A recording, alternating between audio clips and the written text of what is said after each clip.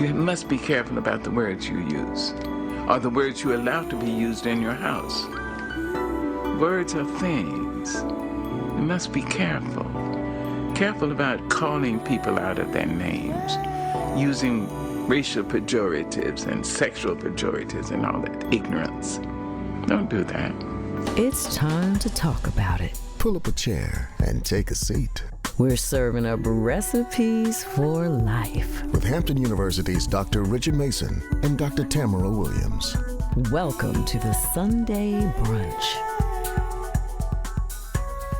This is Dr. Tamara Williams. And this is Dr. Richard Mason. And welcome back to the table for another edition of Sunday Brunch with the Good Doctors. The good doctors. Yes, it's always good to be back here at the table once again for a good meal and good conversation.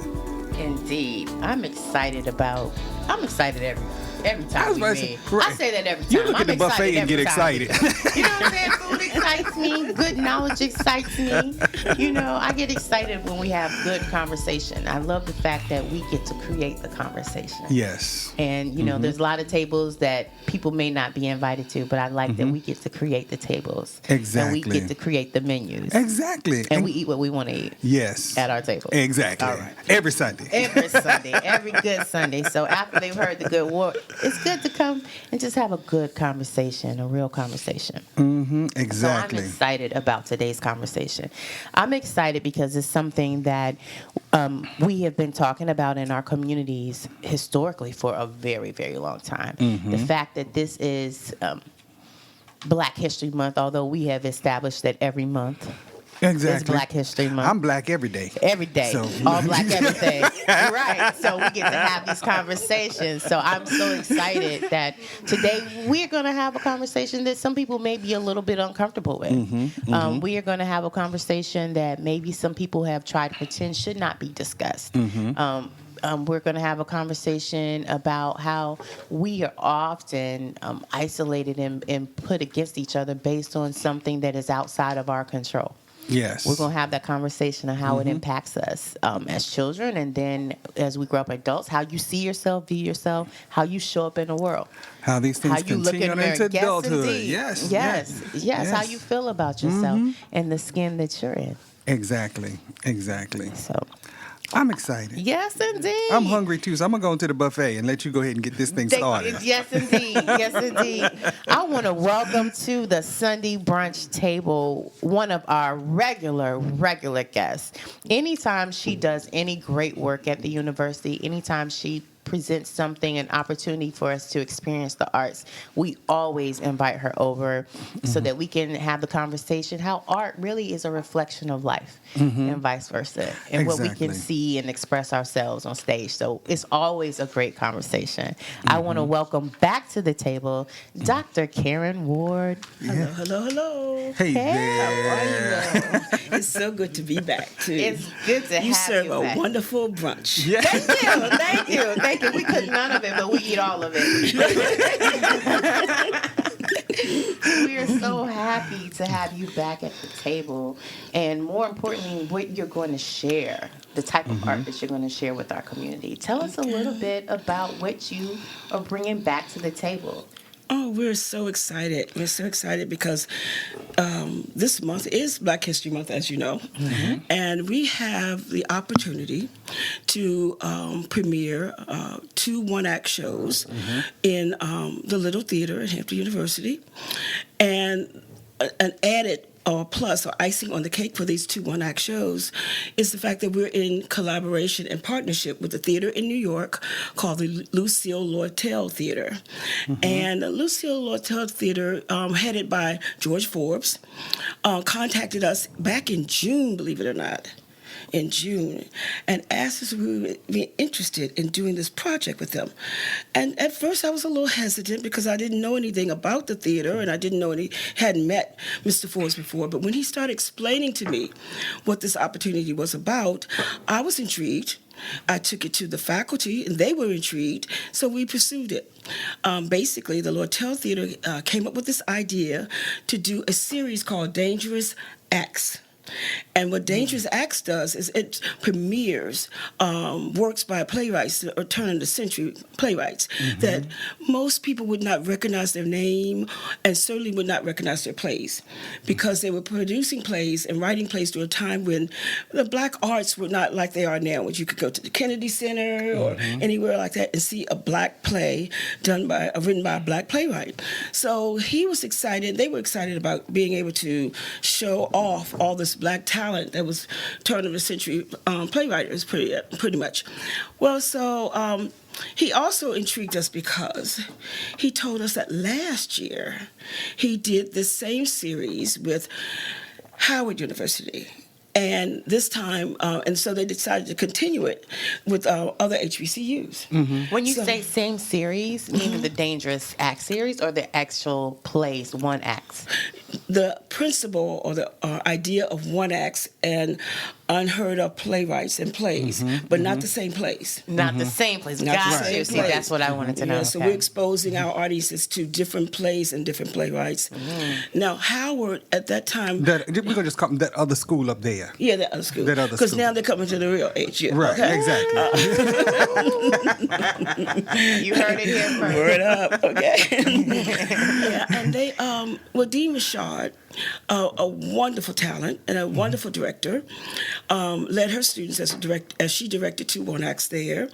And so when he told us that, that was even more intriguing to us. We were like, oh yes, we want that Howard competition up there, So we compete with them in everything. Why not theater as well, Yes, yes. But it was just a wonderful opportunity to do it. So what they do is the director on campus, which in this case would be me, gets together a whole group of artists to help organize that process, and they pretty much oversee that whole process as well. And then once you get those people together, we of course looked at different works, and we decided that these 2 works were great works. So you got to pick your own pieces that you would share within that realm of them being playwrights that have not been properly given their due, Right. based on the time in which they were. Right, because the idea is Dangerous Acts, not just because of the content of the plays, but the content of the plays written at the time that they were written and showcased at the times that they were showcased was definitely a dangerous act for those playwrights. They addressed subject matter that we were not accustomed to hearing about during the mid-20s. Right. Okay? At least not up close in your face. No, not at all. And they took a lot of They risk took in some doing it. Yes, I read a little bit about one of your artists that you were talking about, one of your playwrights, and how she specifically had a different outlook of how even things about segregation, and so they weren't always as popular in that time frame because they were looking at things maybe a little differently. Like she didn't really feel like our schools should be integrated necessarily, Right. and during that time frame, Right. that's what the question was. Right. Because one of the plays that we got to select, and I will say that George Forbes did send us some ideas of plays that he'd done a lot of research before he approached us, because he wanted to make sure he came correct. That's that okay. he had done his research. When you're dealing with academics, you know how we are. We can be a little testy sometimes. But he wanted to Emphasis make on sure- the test. He had Okay. to make sure he was prepared for the incomparable Dr. Karen Ward. No, not just me. Yes. You must be excellent. Exactly. When you approach excellence, you must. So he came with his knowledge of like, these are some great works that I think you could probably work with. It was so funny though. The first one he chose was pretty easy. He came at us with that one, and we're like, oh, yes, this is great. This is great. And then it was a while, though, before he came up with the second one. And we actually looked for a playwright that had a connection to Hampton University even during that time, that period. But we decided to, he looked a little bit further, and we found another play that we thought would complement. Got to remember now, these are one-act plays. So oftentimes when you see a one-act, the playwright hasn't finished it. They just did a taste or teaser of the subject matter, and then, depending on how it was received, they'll go back and they could expand it to a full-length play. One acts usually don't run longer than 30, 35 minutes. some of them even shorter. So when you see these two plays, you're going to say, wait a minute, is this it? Is this all? I want more, I want more. And but that's the whole idea of one X, and it's also the idea of putting two together that complement and contrast each other. So the subject matter, different time frames and everything. Oh, absolutely, and environments. The first one, Color Struck. Just a wonderful play by Zora Hurston. Now, we've heard of her works, The Eyes Will Watch God, a lot of her poetry, and if you go online, you can find a million quotes by her, right? Some great ones, too. Wonderful. And, but Color struck me. Because it deals with something that we are still dealing with today in our families, in our professional lives, our opportunities, and now known to most of the students, and they've been able to articulate this on campus. So we were able to bring in a sensitivity expert to talk to the actors and the students on campus about these issues, specifically how they were feeling about the material, the subject matter, to make sure they were all very comfortable, because they knew when they got up on stage and said these lines by Zora Hurston, they were going to make some people in the audience perhaps uncomfortable. So we I said it was going to be one of those conversations today. When you talk about something like what you're talking about, color. Yes, we deal with that all the time. It dates back to Slavery. and maybe even pre. We know, but we know slavery, and that's why when we gathered our experts together to work on this project, we gathered people like Robin Borsaw. She came on the show with me once again before, who is the dramaturg for the show, and that means that she goes and she looks at the play and makes sure that everybody in the play and who's dealing with the play understands all the aspects of the play, from clothing to social norms, the psychology of the time, who was president, what was the clothes like, et cetera, et cetera. The story surrounding the story. Right. And then, of course, I brought with me today someone who is an expert on the history of that period. And he, Robert Watson. How you doing, Robert? Welcome to the show, Professor Watson. My colleague. Yeah, he's going to talk to us a little bit about how he approached the history, because we also wanted the actors to understand, and I wanted to understand to make sure I didn't make any faux pas in the delivery of the material, to understand what was happening during that time as far as the history of the period with blacks during that time. So, Robert, what did you find out? A lot. Well, first of all, let me say I'm very happy to be here. And it's always good to be among a group of intelligent, super intelligent chocolate chips like us. Because that's what we are, and because we're having lunch, a brunch. Being a chocolate chip with this chocolate chip, and you guys, is just a wonderful experience for me.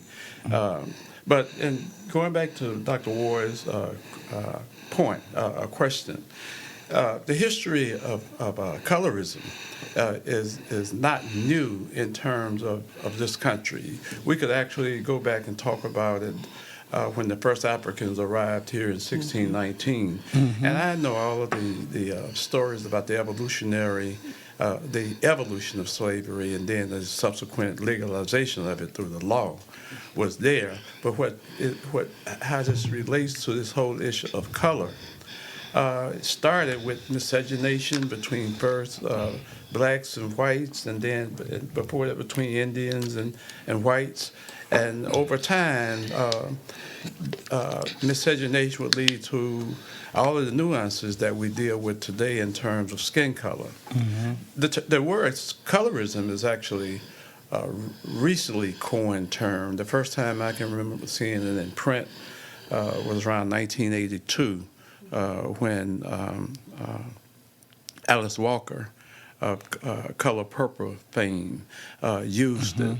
But in terms of it being something that we as a people and as a nation have dealt with, over time it actually started way before then. I think Dr. Ward pointed out that even before slavery, is legalized and codified to the extent that we have come to know that different skin colors led to different ways of who was valuable and who was underestimated and who was Where you marginalized. could work and where you could not work. Right, Yeah. exactly. And so it would be if let's start at 1619. Although I think that's a bit late, but let's say beyond that, let's go all the way up to the Civil War. And certainly in post-Civil War period, we know that this whole concept of differentiation among blacks, which I would refer to as intra-racial prejudice based on skin color, that it was already pretty much entrenched in this country, to the extent that by the time Reconstruction rolls around, which is a period in this history that we really need to spend more time focusing on, because there are some ways to compare what happened in Reconstruction, post-Reconstruction, with what is going on now, and not just in terms of the law, but also how we still are fascinated with this skin color idea. And so we see that particularly in the play, Color Struck, because it's 1926, 25, 26 when it's performed. But the fact that it happened during an era of Jim Crowism, which had in fact been legalized through Plessy versus Ferguson, made it all the more reason, I think, for us to be very much involved in the production of particularly Color Stroke. It's an interesting era, and so when Dr. Ward asked me whether I would serve as a historian, I was just delighted to have the opportunity, one, to work with her, and two, to work on a subject in a subject area that I'm very familiar with. Yes, and he has been a jewel, a real asset to the students as well as the staff in making sure that we were representing the period and the people as they should be represented. So we're really glad to have you, Robert, Professor Watson. And I think we've gleaned a lot from your knowledge and your research on the period. And that's important because when you look at plays, to have a true depiction of what was going on in that time period, and oftentimes we may just go, to see the play and enjoy the arts, but the work behind the scene to make sure that the actual time is depicted, from word choices to clothing to set design and stuff like that, is actually important. And I know as an artist, you would definitely have to know what was going on in that time period so that you can really get into character, and be able to bring that moment in time to life on the stage. So really it's a testament to what you do, at what I said earlier, the incomparable Dr. Karen Ward. Because, some people, we've been to stuff and you just support stuff like, oh yeah, great, clap, clap, clap. But really to see the work that goes into what it does, it certainly shows why you do what you do, it's for more the than love. Just words. Right, You exactly. can't just get on the stage and just recite words. The real true connection is understanding and internalizing what those individuals that you're portraying went through. And I think this colorism is something that, even though this is the 1925, 1930s, this is still a very pertinent question and conversation that happens even today. More specifically in your play, like how that person shows up in a play, how she perceives the world, how she sees other people in the world, and how she feels they feel about her, specifically based on her complexion. So that's the conversation we're having. Something that is outside of your control. How you show up in the world, your complexion that you come into the world, you have no control. Now, we know when we come out as babies, we're not quite the complexion we're going to be. Right. We know that. We got to look at the ears. Look, I was about to say, Grandma would say, look at that baby ears. But you're talking about how people are treated based on how they show up into the world and what they take from that. There's a lot of research out there about interracial relationships and what happens when we mesh our races, and then we have these babies, and how do they connect to these different types of societies and groups and course, and where they fit in, and how do you value yourself based on what other people see or perceive you as. I asked a lot of the students had they seen Spike Lee's School Days, because in that movie, most of us will remember there's a segment on good and bad hair. Yes. And it goes much further than good and bad See hair. if I care. Okay. Yeah, and a lot of them, based on that, my asking them that, did pull the movie out to watch it. And, we talked about it the next day, and they were like, we didn't realize that we're just doing the same thing that he was talking about back then, in the 90s. Exactly. And guess what? We're doing the same thing on campuses Right. now. But, and I also tell them that, as they learn, they're teaching others as well. So one of the fascinating things about this production, too, is that we'll get an opportunity to have a studio audience, because what Lortel will do is they will bring in 6 cameras, a whole sound crew, lighting crew, camera crew, DP, the director of photography and film, who will come in. He's an Emmy Award-winning director of photography, T.L. Benson. He'll come in. A lighting award-winning lighting designer is coming in to design the lights from it, from across the country, just coming in to film that production. And one of the things they're going to do is they're going to interview people from the audience. So you'll see the reactions from people who are 80, people who are 60, 30, 20, 18, And even younger, maybe. Even younger. How they feel about that topic of color and how it's affected them either personally or professionally, and in their lives. So it's going to be an interesting, I don't want to use the word fallout, but I want to say a reaction. A reactionary documentary created based on the subject matter. Yeah. And addressing the stereotypes that go along with that. Right. In my classes, especially social psych, we get to talk about those aspects. And I ask the students to throw out some of those stereotypes so that we can address them. And they say the strangest things that are associated to color have absolutely nothing to do with complexion, but they attribute characteristics to people based on these complexions. You can bring that all the way up to the whole idea of scientific racism is also part of that discussion when it comes to color, because the scientific racism that people like Jefferson started in the early years of the 19th century about the size of the brains and the color of the mismeasure skin, of man, absolutely. it becomes part of that conversation right up to today when we're talking about, we use a different term, but it's the same old rodeo in many ways, and that's eugenics.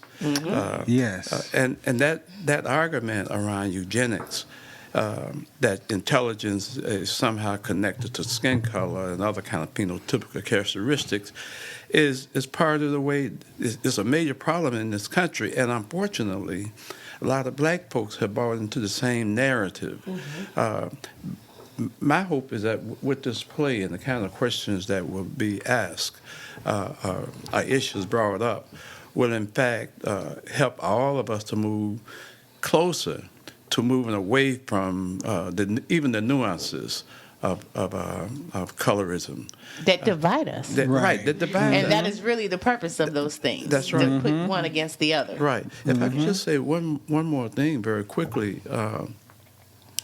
In the era of Jim Crow, the thing I love about Zora Neale Hurston's works is as a anthropologist, she's able to let us look into the lives of people who kept it real. The language, the dress, those kinds of things that some people in her generation were trying to avoid having discussions about. She was very much in tap She with was that. right. She was very much her own person. She was one who, at least in color stroke, color struck was willing to take the risk of being ostracized by people who did not go along with the way she thought about this issue.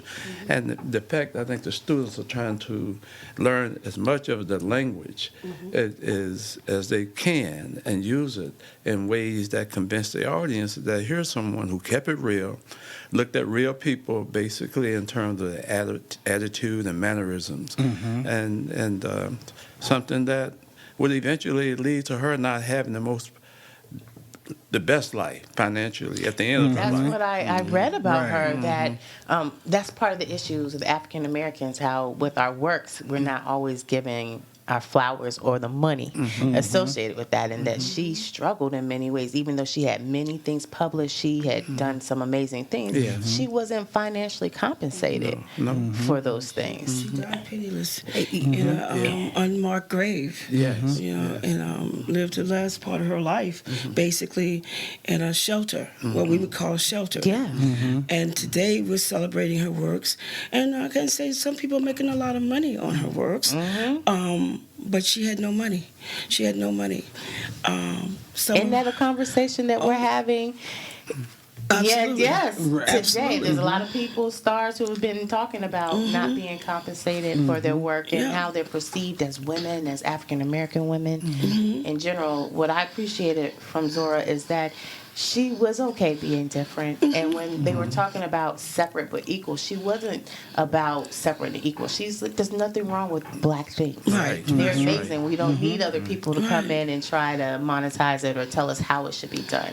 And so she was epic in that way. Well, you know that Robert brings up a good point about the dialect, because she was known for her knowledge and her representation of the dialectical, which is what one of the first lessons that we had to teach the students, because when they read the script, they were like, "Oh no, no, no, I can't do that. Like this. I don't know what that's about, but it's not me." It was funny. It was funny. I was like, and I listened to their conversations and their little sidebar conversations. They didn't know I was listening. They're like, "I don't think I'm ever gonna get this. I don't think I'm ever gonna get this. She's not gonna be happy with it." But I do teach voice and diction on my good voice days, and one of the things we did was we had to basically break each sound down. And in respect for Zornell, we had to break each sound down so that they had that dialect. She wrote in a dialect, which now playwrights are afraid to do because actors would just never want to do their works. But she wrote in a dialect because it preserved a part of who we are. Yeah. And that was important to her.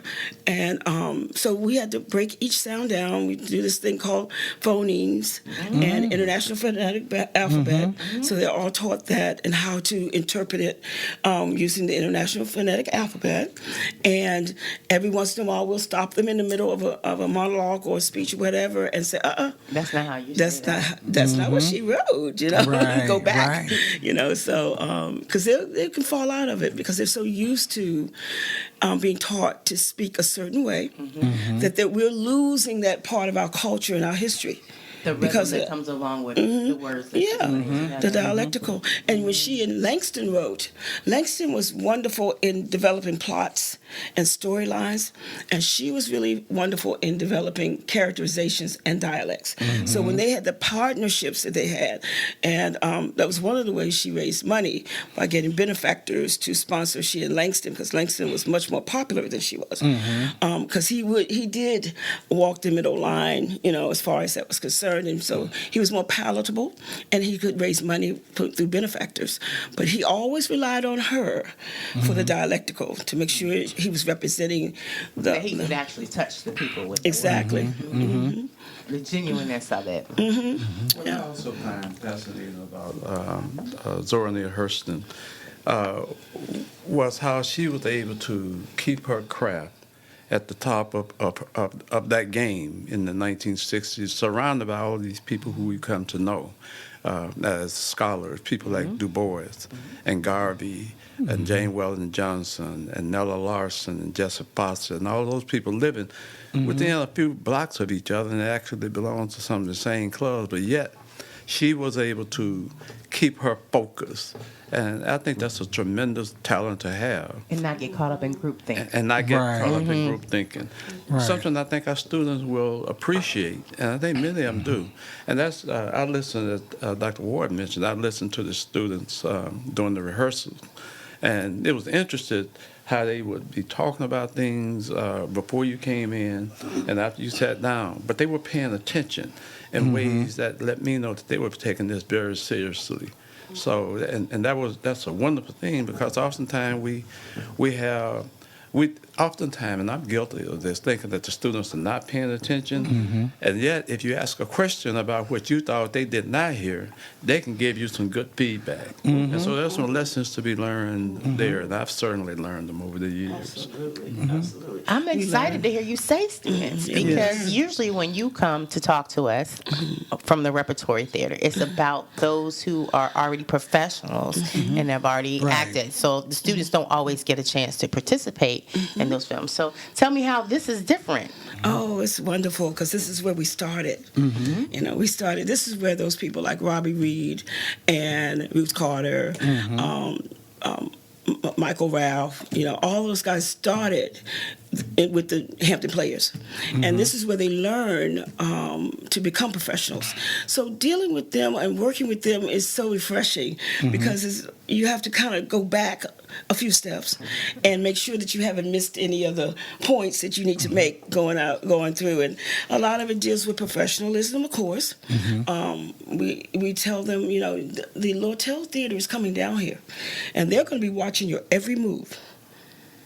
And what I want to happen is I want one of them to tap you on the shoulder and say, Come when on you with me. graduate. Yes. Right, exactly. Yes. It's the opportunity. Yes. So it's really, and they listen to that. You know, we have to be on our best behavior. We have to look at this professionally, which I think is so important for them. You know, But you're giving them a foundation, and that's the piece.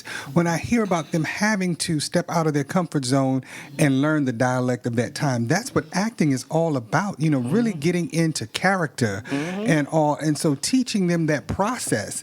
That's something that they can take with them, and that's something that they can too become a Ruth Carter, you know, an Oscar winner. You know, when you think about the work that she has put into costume designing over the years, you know what I mean? And so some of the works that she has done, you know, most notably, you know, Black Panther, of course, she really had to do the research and pull things together for those costumes and that design itself. And it just doesn't happen overnight. And so she learned that foundation right here at Hampton University. Not that other school up there, but right here at Hampton University. That's where she's learned that foundation from here. And that's the process in terms of, you know, for students to be able to pick those things up here that they can then move on, you know, and be tapped by someone to say, come here. We like what we see.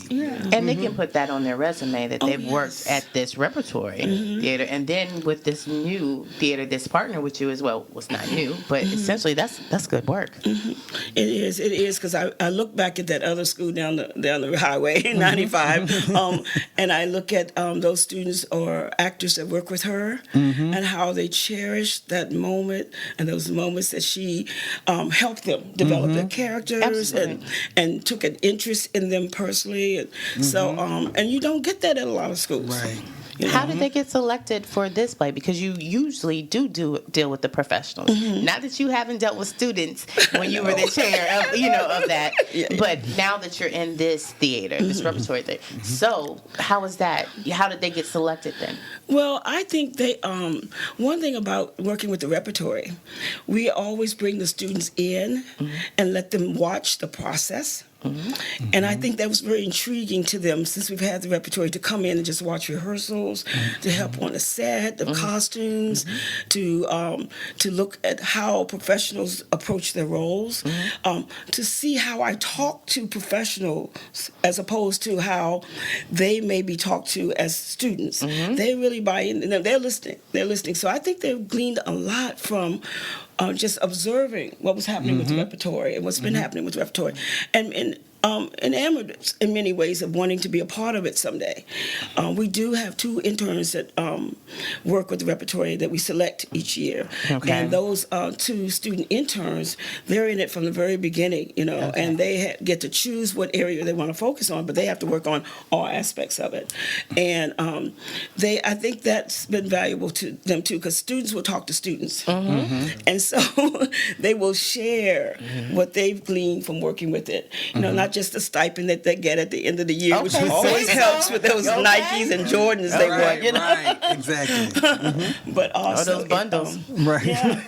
Yeah, also with the lessons learned. Right. I think one of the other things I noticed is that Dr. Ward has a commanding presence, and she also has a demanding presence, because in looking and watching her work with the cast members, they all love her, they all want to learn more, and the way she imparts that information allows them to feel comfortable in asking questions and questioning something, but questioning those things in a way that's respectful of the director and the other member of her staff. So I think that these are some great learning lessons. These are some great lessons for whatever these students decide to do, whether it's in the theater arts or whether it's in a different discipline.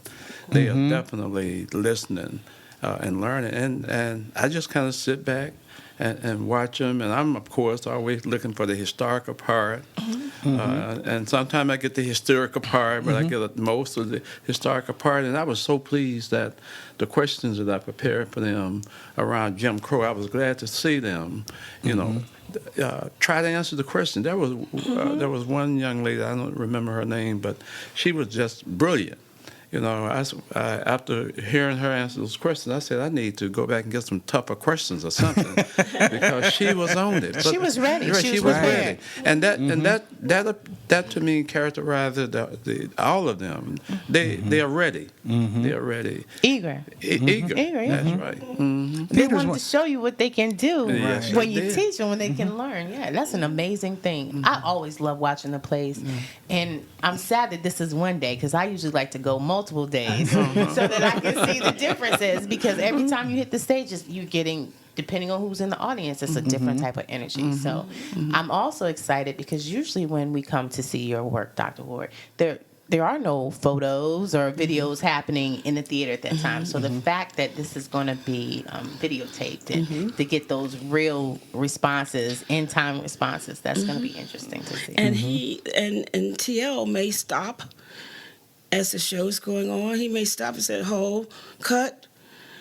And you're in there going, "What's going on? They're doing the play hockey and they cut." Right. Yeah, because you see me looking at you now. Like, that's what I can expect. Like, sir, I'm in the moment. What you doing? He may say, "Cut. We're gonna go back and start and do this whole thing again, and see.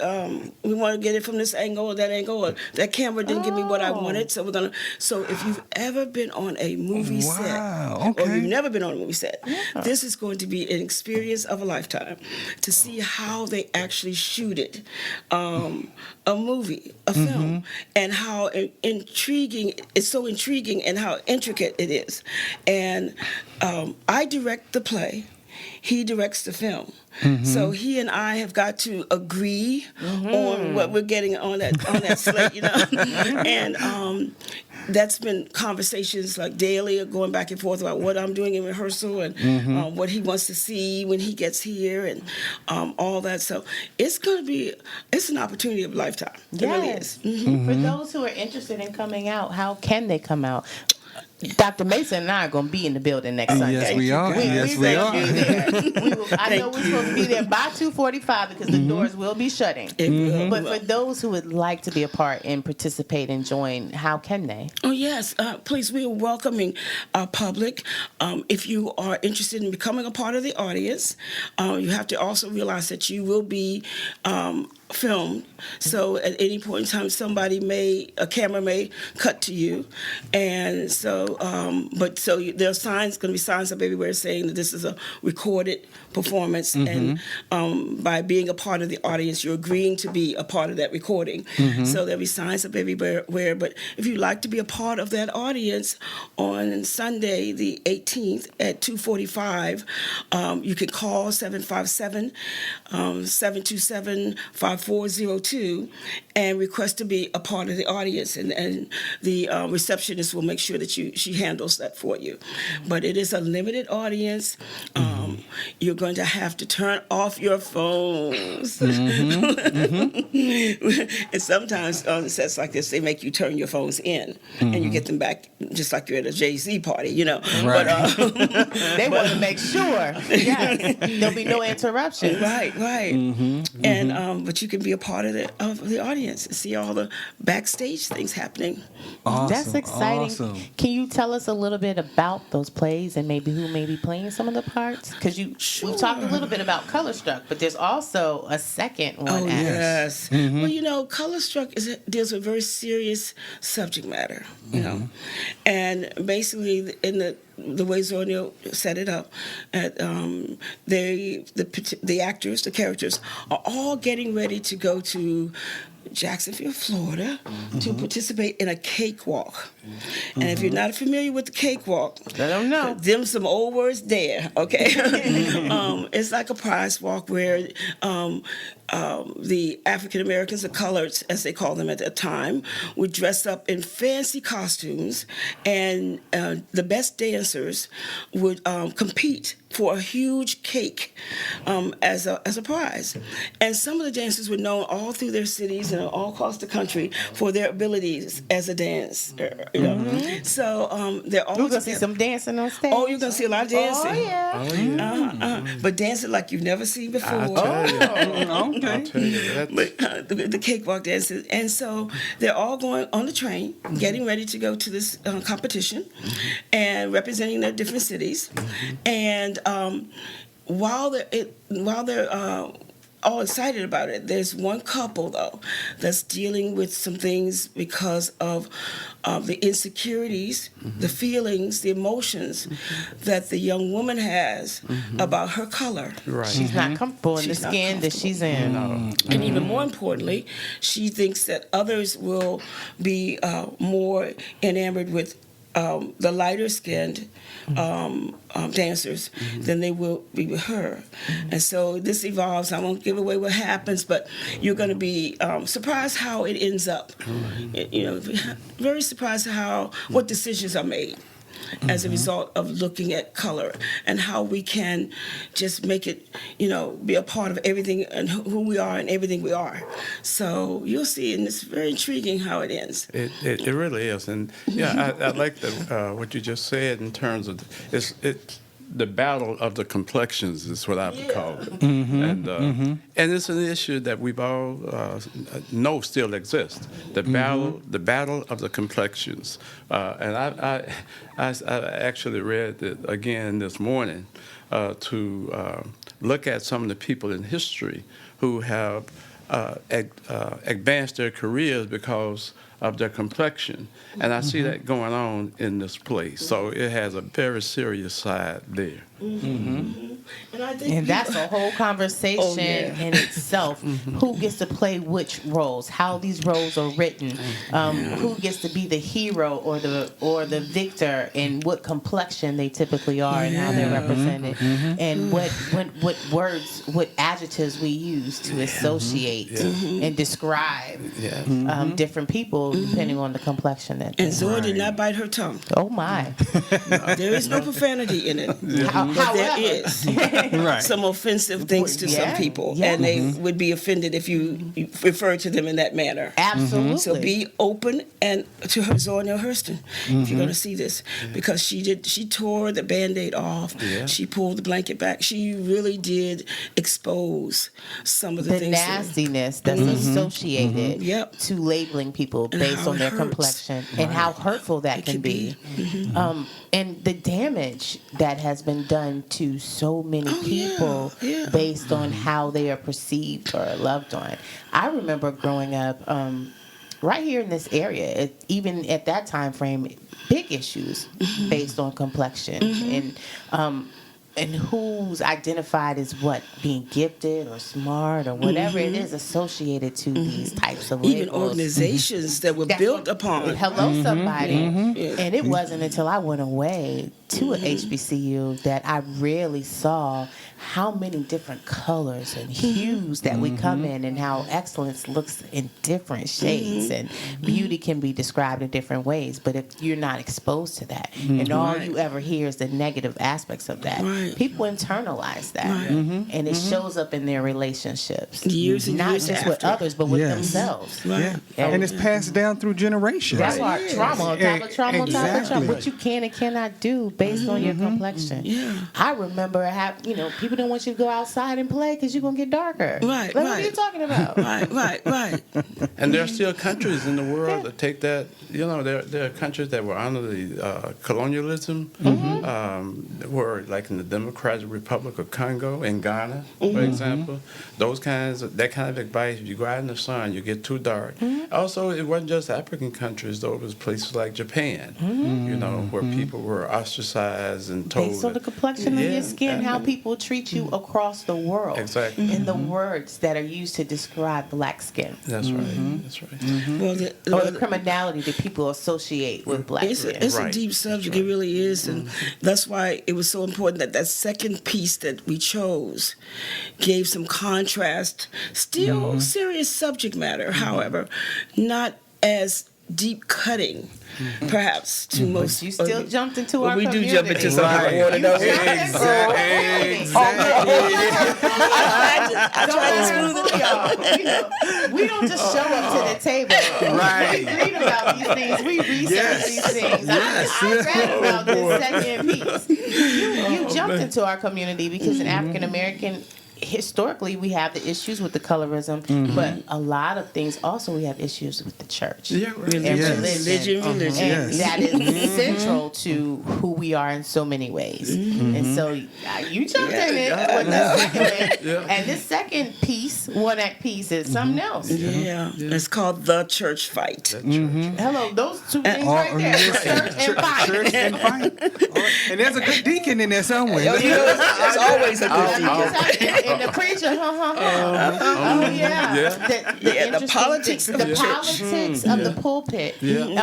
Seeing those things, and then also the lack of control or the need of control and what that looks like, and then having people trying to control the person who's trying to control the people. Right. And the issue of gender in the pulpit. in the book, and in the pulpit, right? Because Ruth Gaines Shelton. She is an AME daughter of an AME preacher. And so she deliberately stayed away from writing about an AME church. She talked about the Baptist She church. talked about the Baptist. Talk about what she's not. It doesn't have an in our church, but Right. Exactly. she takes a really unique view of church politics and how different people respond to each other in the church. And I imagine some of it where she gleaned this from was things that happened in her home when her every father would church. have Right. he'd have the church meeting in her house, and they'd have these conversations and these meetings, and she just gleaned different things from different times when they had these church meetings, and she came up with a wonderful satire.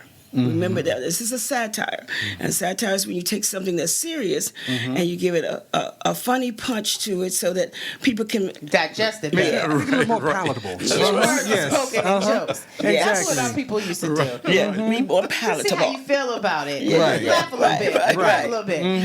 And you will find yourself laughing at these sharply drawn characters. They're exaggerated.